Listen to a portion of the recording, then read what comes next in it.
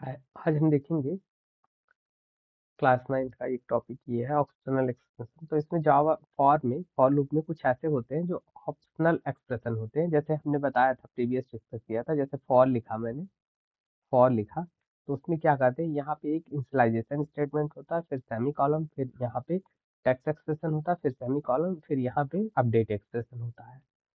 तो अब ये तीनों लिखते हैं, बट अगर हम कभी चाहें ना तो जिसको चाहे उसको स्किप कर दे, या हम सारा चाहें तो सारा स्किप कर सकते हैं हमारी प्रोग्राम की नीड के अकॉर्डिंग।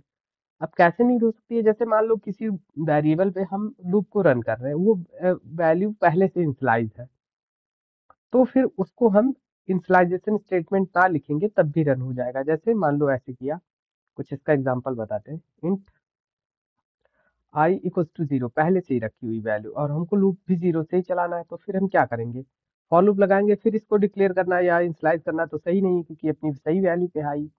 फिर इसको ऐसे करके सेमी कॉमा ही डायरेक्ट लगा देंगे, तो कोई दिक्कत नहीं होगी। ऐसा नहीं है कि यहाँ पे कुछ नहीं लिखा तो एरर आएगी, यहाँ पे कुछ भी नहीं रहेगा तब भी सही है।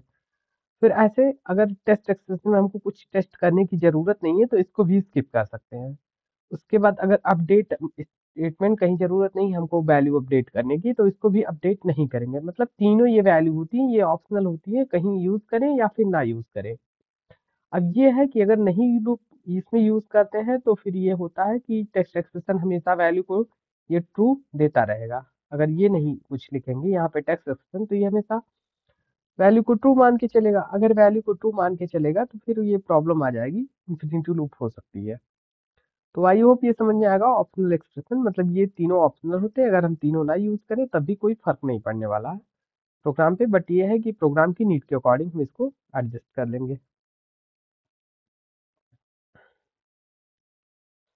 अभी बात कर लेते हैं इम्पटी लूप पे, इनफाइनाइट लूप पे। इनफाइनाइट लूप क्या होता है, इनफाइनाइट लूप ऐसे होता है, अगर मान लो कुछ ऐसा लूप बनाया और उसमें कुछ ऐसी कंडीशन लिख दी या कंडीशन लिखी ही नहीं, तो कंडीशन ऐसी लिख दी कि वो कंडीशन कभी फॉल्स हो ही नहीं रही है। जैसे मैंने एक लिखा फॉर लूप, फॉर लगाया, उसमें लिखा इंट आई इक्वल्स टू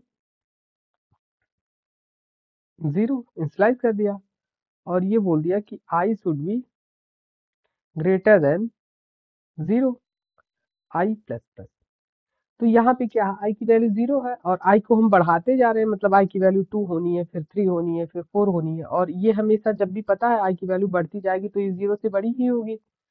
और तो ये ऐसे लिख दिया, अंदर कुछ भी कोड लिखे। अब ये कोड बार बार रन होने वाला है, क्योंकि ये कंडीशन कभी फॉल्स होगी ही नहीं। तो इस केस में ये हमारा इन्फिनिटी लूप चला जाता है। इन्फिनिटी लूप के यार कई एग्जाम्पल हो सकते हैं, कुछ नहीं ये ऐसे लिखे। इन्फिनिटी लूप को ऐसे लिखा जा सकता है एक और तरीके से, मतलब ऐसी कंडीशन दे दे, यहाँ पे कुछ लिख दे 1 इज लेस देन 2, तो ये भी कंडीशन सही ही है हमेशा। या फिर कुछ खाली छोड़ दे, तब भी कंडीशन ट्रू ही मानी जाएगी। तो ये सारी चीजें हैं, तो ऐसे आप कर सकते हो इसको।